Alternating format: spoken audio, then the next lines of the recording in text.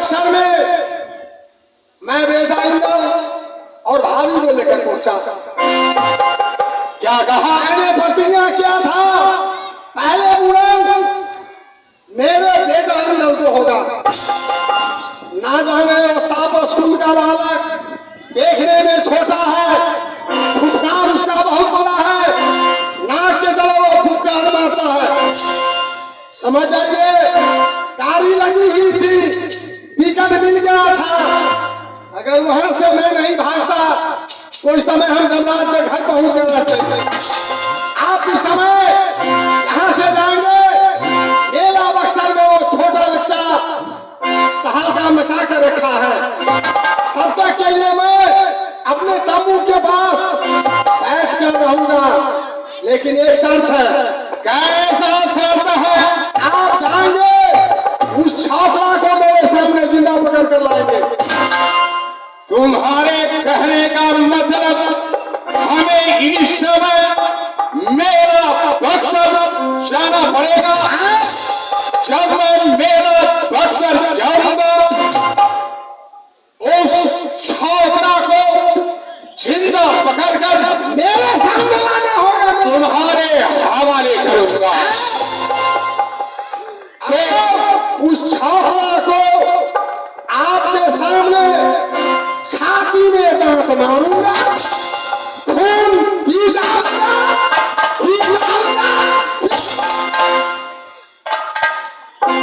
एक बात और है। कैसा बात है रे?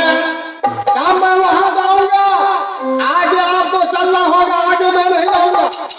इसलिए तुम्हें एक खिलाने वीर का पैर भी मिला है, और आगे जाने से किस लिए डरते हो? वो छोकरा आप स्कूल का बालक किसी नाक का बच्चा जन्मा है, फुटकार मारता है। मैं सामने नहीं जाऊंगा और वैसे दिखा दूंगा। ठीक है, मैं छोकरा को जाकर देखता हूं।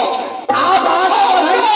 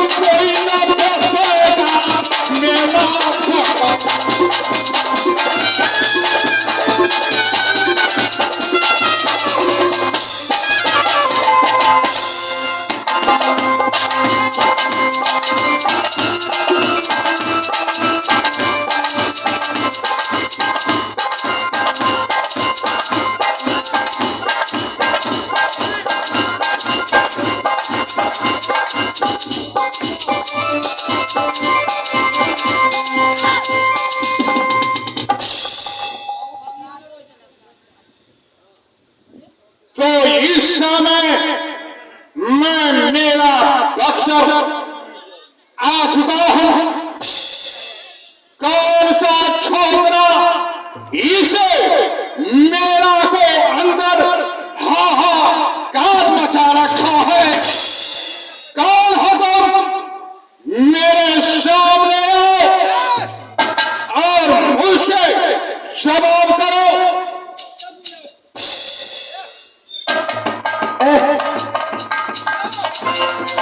कहा गया है पेड़ से गिरा तो खजूर से खा।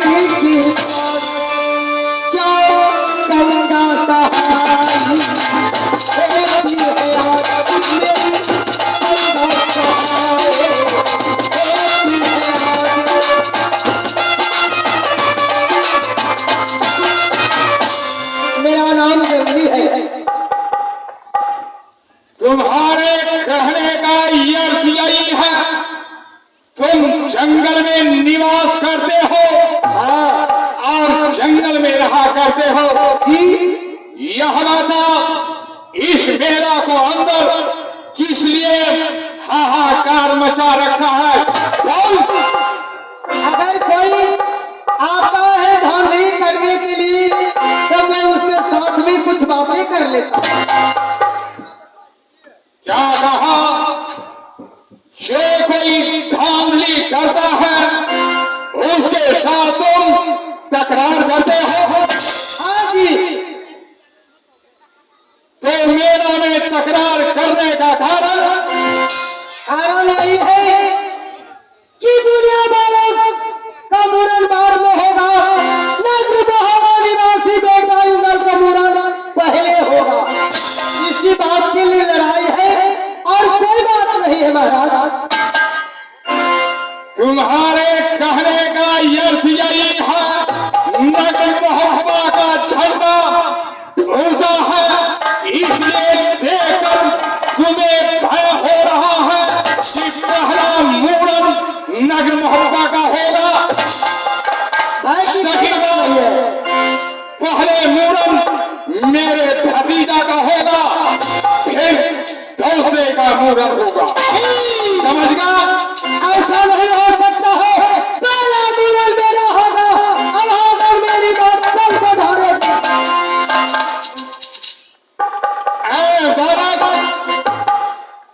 अगर तुम प्राण का रक्षा करना चाहते हो, मेला से बाहर जंगल चले जाओ।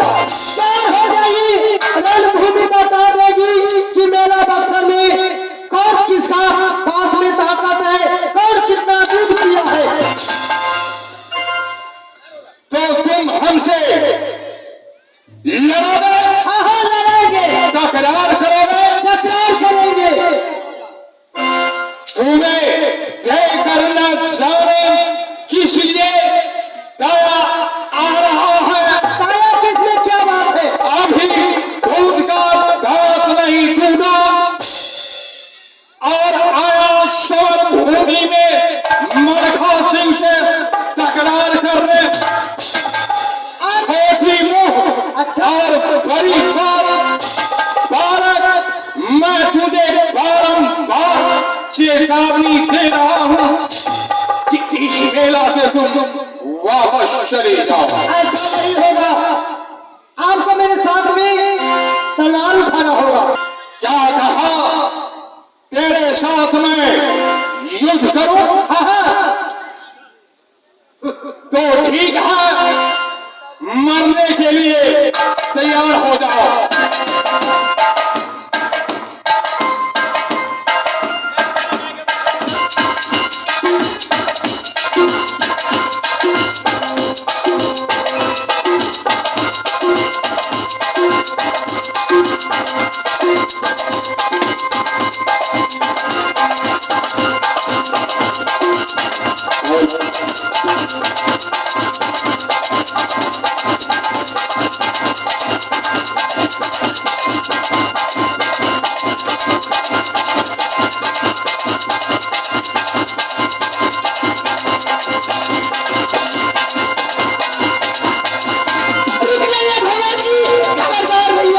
अगर मेरी बेटा को कुछ होगा तो मैं माँ को कैसे खींचूंगा, नहीं मानूंगी। मैं घर में लेकर मैं दूर आया।